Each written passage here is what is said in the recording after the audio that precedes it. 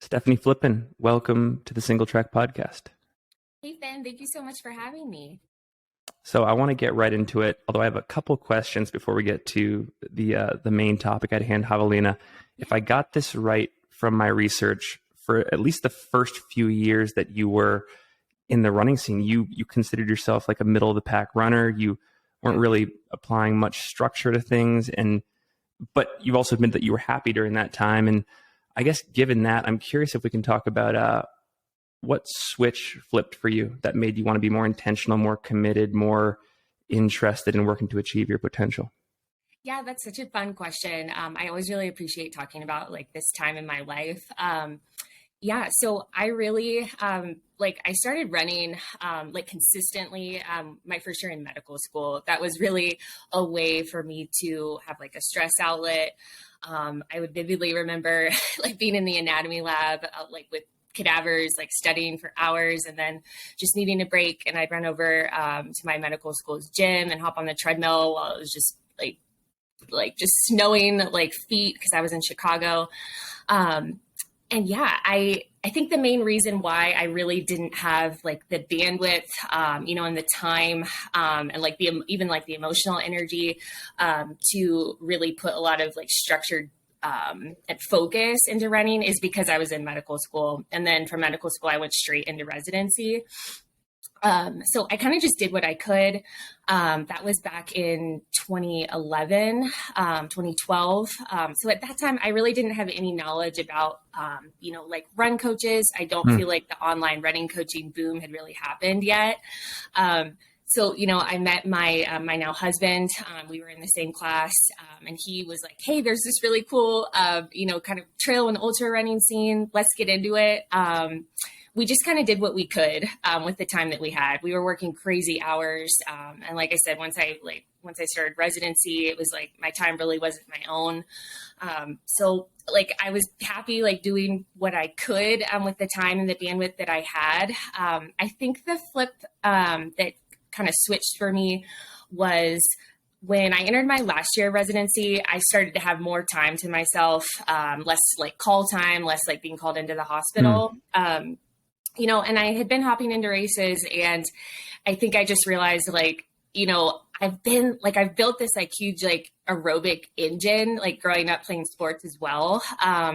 What can I do if I actually like put structure into this, like actually do speed work, and have like weeks that look a little bit more normal compared to like, okay, 4 miles here, 4 miles there, and then a 35-mile long run because I'm trying to like hop into this 100-mile race.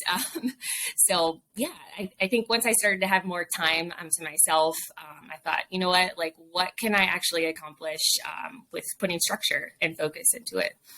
Right on. Well, there's this great blog post that you wrote maybe a year ago announcing your partnership with Hoka, and you talk about once you do reach this elite level in the sport, you have to quote unquote embrace the season you're in, but also recognize that in order to be there and to inhabit that space, you have to pull back in other areas of life. And I'm curious, what have the trade-offs been for you? Like, what have been the sacrifices that you're maybe okay with making to compete at a high level?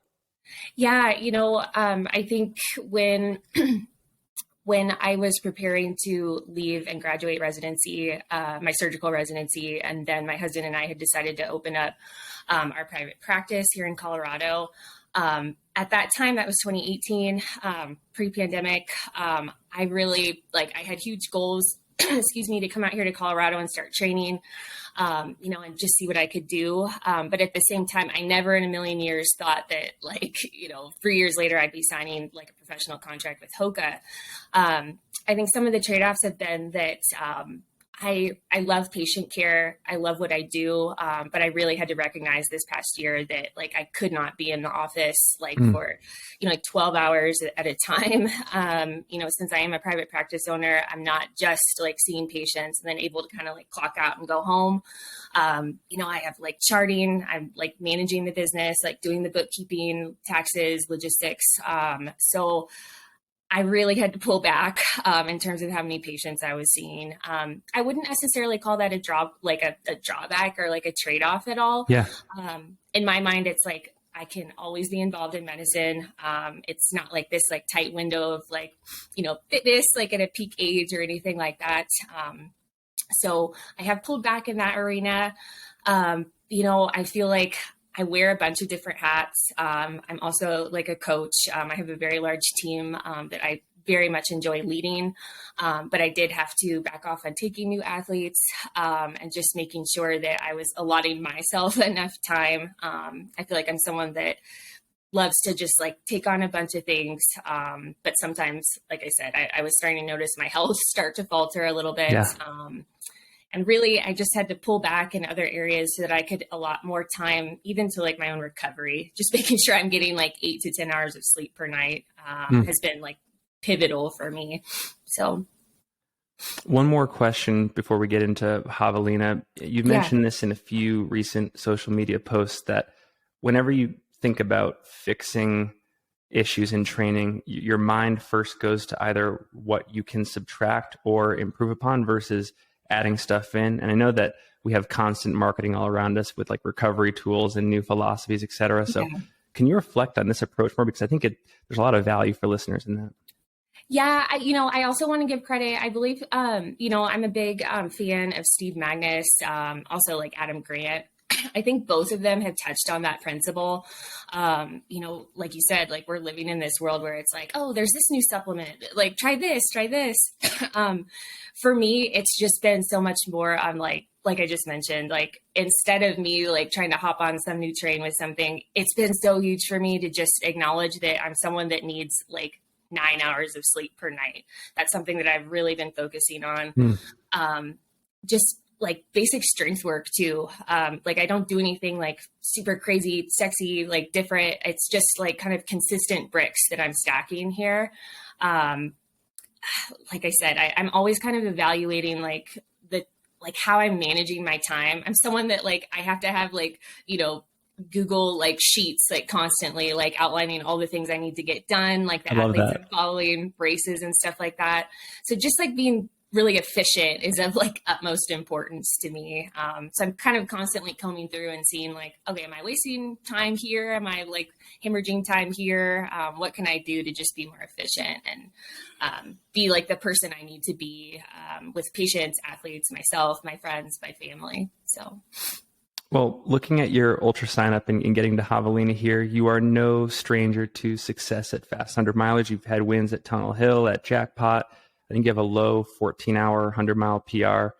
Do you feel like this space is your niche and Javelina plays to your strengths? Yeah, well, first of all, thank you so much. I really appreciate that, your kind words there. I mean, I definitely feel like I have spent a good amount of time like focusing on road speed, like sub ultra distance speed. Actually, I took a long break from trail and ultra like in 2019 to really like kind of crank down my speed a lot more, just because I don't have a high school or collegiate background like in track and cross country. So I really felt that I would benefit from developing that type of stimulus that so many of my competitors have years of experience with. So they maybe don't need to be like developing that so much. But for me, I definitely felt like I needed to do that.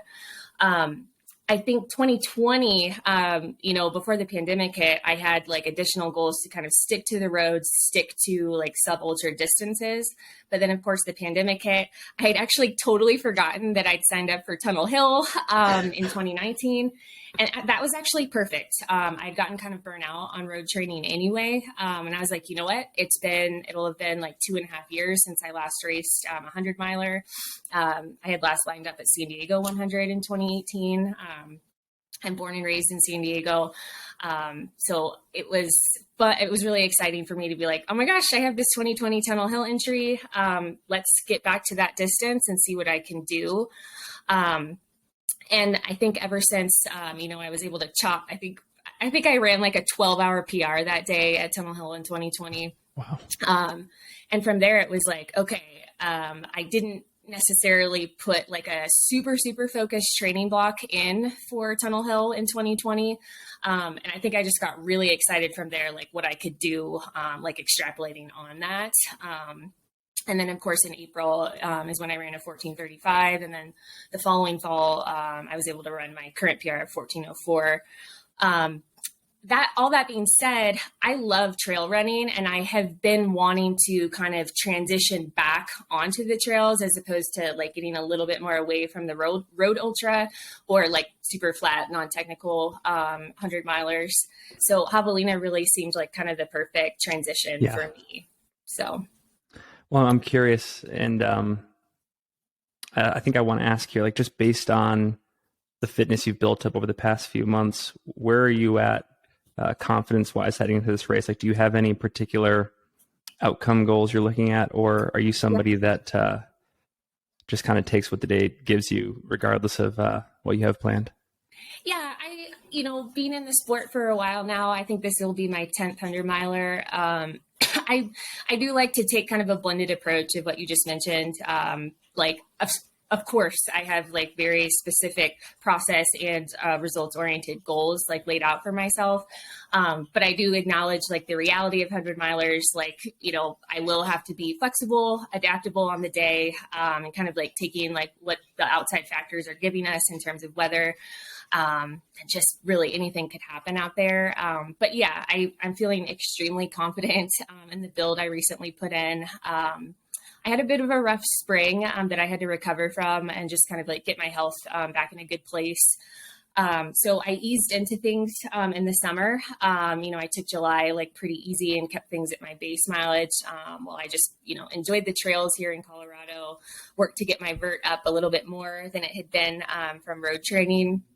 But yeah, and then after July, we hit August and I was able to put in a solid, I think I put in 9 weeks, like at 100 to 115 miles per week. And that's probably the biggest block of consistent high mileage and really good, specific intensity that I've ever put in, like going into a 100-miler. So I'm feeling excited about it. One last question on this front. I think a lot of people in the running media, myself included, are guilty of being very future focused when it comes to races like Javelina because there are golden tickets up for grabs. And I'm curious, are you on a mission for one of those? Like, is Western States a race that interests you and you'd love to make a part of your calendar for next year? Absolutely. This was the main reason I chose Javelina. Like I said, when I first entered the ultra running world, I was purely on the trails. I wasn't running flat, fast hundreds or anything like that. This has been a long time coming that I've wanted to transition back. I'm feeling so excited about it because I truly have never.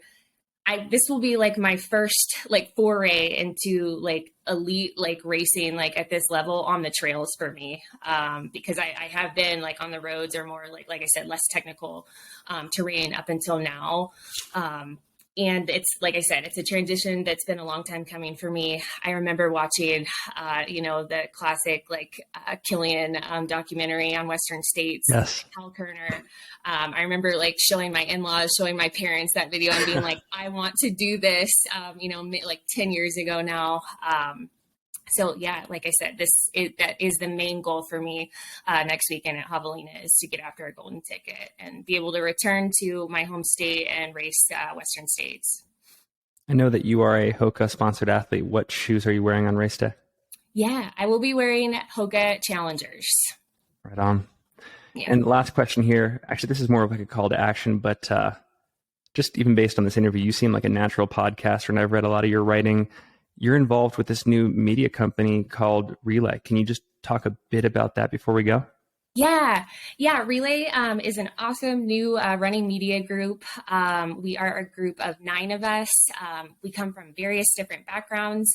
A handful of us are elite professional level athletes. Some of us are more involved in the podcasting world and YouTube world. I am primarily in a written format right now, but I also have a monthly podcast with Matt Chittum that comes out on Relay as our coach's corner. I've really been enjoying writing on current events within the running community and within the sport. And yeah, we each one of us puts out about 3 pieces of content per month. We come from extremely diverse backgrounds, and we're really excited to be a part of this emerging running media world. So. check us out on Awesome. Patreon. Awesome. Well, Stefanie, we'll make sure to link to all of it in the show notes. Thank you so much for your time. We're excited to Thank you. follow your race roughly a week from today. And yeah, best of luck. Thank you so much, Ben.